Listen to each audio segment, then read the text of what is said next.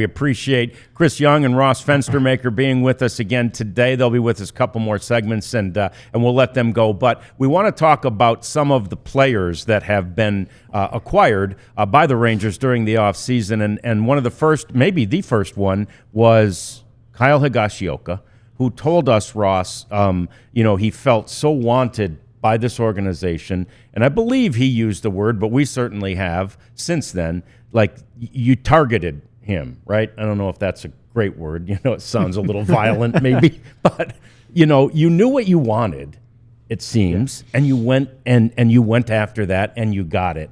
Is that an apt description for how your view of that transaction went down? Yeah, absolutely. I think even with Kyle this offseason, it started many years ago. We've targeted him he's been on our radar for a while. He's been a player that we've identified as a great fit for our organization if the opportunity presented itself, and obviously him becoming a free agent, having our offseason planning meetings before free agency started, he was unanimously somebody that we felt could fit what we're ultimately trying to accomplish, and pair him next to Jonah Heim, and what we think we have is one of the best catching tandems in baseball right now when both these guys are healthy. And Kyle had a breakout year in terms of his offensive performance in the power department. He made some adjustments. We think that those are sustainable moving forward. But really what he offers in so many ways is the leadership and the intangibles and the personality behind the plate that we think is really going to help complement Jonah and our pitching group and get the most out of our pitchers as well. And I'm just really excited to have him. And he was somebody that we spent a lot of time early on talking about how we make this happen. And this is kind of the less is more philosophy of play. Less of Jonah Heim, who worked his tail off the last 2 years, will result in better production. I think that's kind of the thinking there. Keep him rested and ready to go. Yeah, and that's really not specific to Jonah. That's with everybody, that we want to be very cognizant of the workload for each of these guys. We want to keep them fresh and to be the best versions of themselves. And the way we do that is we have a deep roster that we can give these guys a day a week or a couple days a week and still win and still not have a drop off. And I think last year that was one of the challenges, is that we got thinned out. We had injuries, and then you combine that with some of the underperformance, and we just got really thin, and we didn't have quality backup, so to speak, that would allow us to still win games when some of our mainstays either were out of the lineup or not performing up to their capabilities. So it's one of the things that we're very excited about with this year's roster. We think that specific to Jonah and Higgy behind the plate, them sharing the duties, that we're going to get the best version of both those guys. And that's really kind of true across the position player group too. Yeah. So you check that box, right? Backup catcher, we need. Starting pitching, you needed. And you got to basically stay home. I know, that Nathan was a free agent, but he never really left, although technically I guess he did. Yeah. Yeah, and bringing back Evo was, if not our top, it was at the top of our offseason priority list. He was so important to us over the last couple of years. Obviously, no one will forever get the role he played on the 2023 World Series team. And really what you see on the field is just a small snapshot of who he is and the impact he has. I mean, he is such a winning personality, and the energy and the positivity that he exudes on a daily basis, it's infectious, and it makes everybody around him better, and creates an expectation for everybody that we're not hoping to win, we are going to win. And so bringing him back was a key priority for us. We were confident it would happen, but always recognizing when a player hits the open market that things can happen, and fortunately we were able to get him back. You guys, I don't want to say overhauled, but you made a lot of changes to the bullpen with 5 guys with big league experience who we kind of got to know a little bit in the last couple of weeks with Fan Fest and everything. First off, Robert Garcia, he's big. He's a stout fella. And it seems like Mike Bassick was on and had done some research on him. It seems like he has a certain way he likes to go about pitching. And he's young. So what attracted you guys to him when you were trading Nathaniel Lowe? Well, first of all, he's a UC Davis grad. So wow. Yeah, that's its own important. right. But no, I think Did you graduate? I believe so. I believe he has his degree. Yes, we No, talked did about you? that. Oh, I did. We need to check his resume. I don't know. But no, he's somebody that, our scouts identified. He has a very unique story in terms of, how he ended up in the major leagues. And I think we could read all about that. But some of the underlying metrics and the things that he does, we saw a lot of positive there. It's very unique angles. He's pitched in a variety of roles. He's pitched multiple innings. He's got a very good changeup that generates a lot of swing and miss. He's a strike thrower. He's competitive. He's big. He's durable. It's just somebody that, our scouts and our R&D department unanimously identified as the right fit for the Rangers. And we were able to make that one work, and we were pretty excited about the return. And I think that the Jacob Webb signing was the last day of the winter meetings. So maybe it got overlooked a little bit because Eovaldi had just signed. But I talked to him at the Frisco deal, caravan stop, and he was like, as soon as my agent told me the Rangers wanted me, I was like, sign me up. I mean, that's a compliment to the organization, but I mean, you guys obviously see something in him. It's changeup, right? That's his best pitch.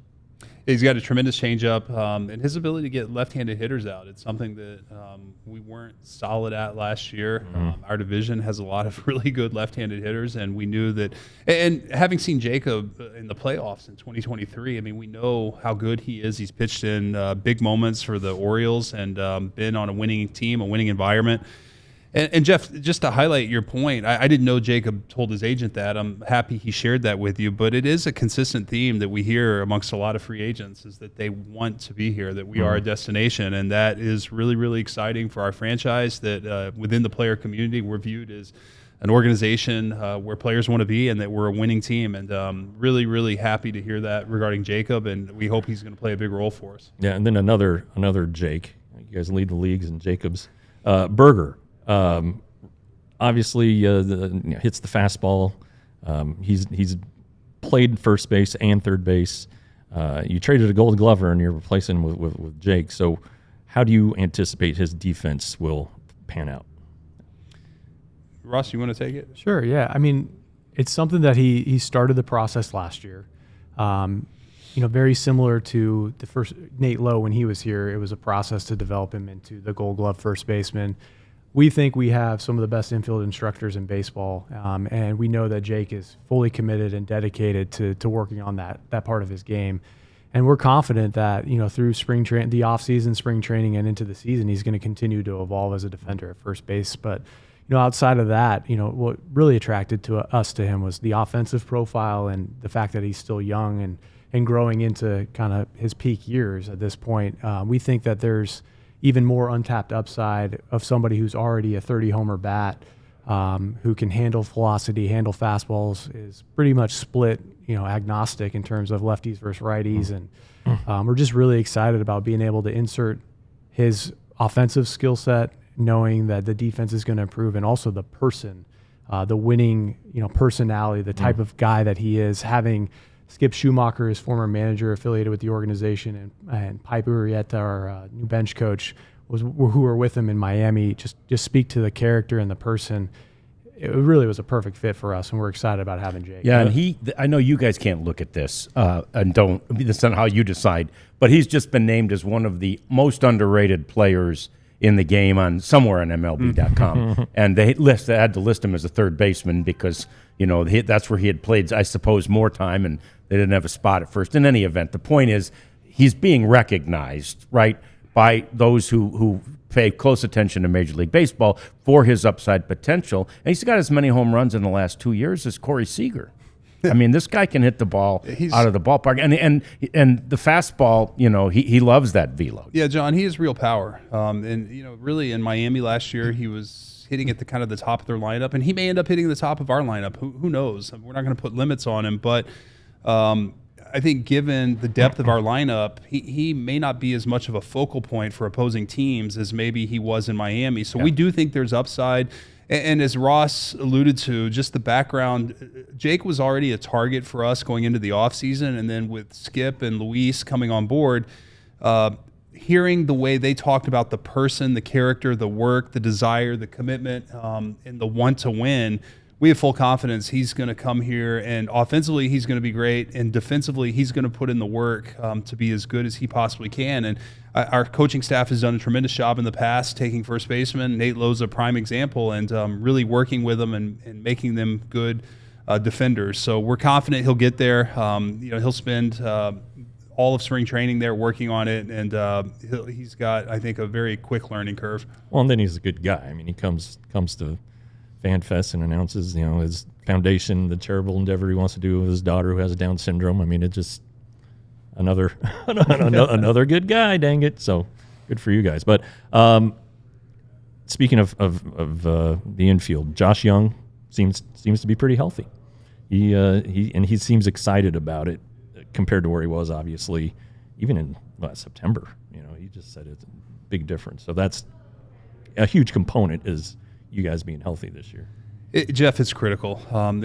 Injuries alone were not the reason we didn't win last year. Every team sustains injuries, so we can't put it solely on injuries. I mean, we didn't perform at the level that we thought we were capable in spite of the injuries. However, when you lose significant pieces of your team, and especially of your lineup, and that's what made us so great in 2023, was our offense. It was an elite lineup, I think third in baseball in runs scored that year. And one of our goals this offseason was getting back to being an elite offense. And I said this at the outset of the offseason, that the majority of those improvements were going to come internally, and not through necessarily players coming to the big leagues, but getting the best out of our own players and keeping them healthy and on the field. And we're really, really excited from a medical standpoint where we are right now. Everybody minus Josh Spores is full go for spring training. So we expect to have the full squad day one with no restrictions. We'll have injuries along the way. There'll be things that pop up, but going into the offseason, everybody has going into the spring training, everybody has a clean bill of health, and they've been able to have a complete offseason where they've put in the time, the training, the work,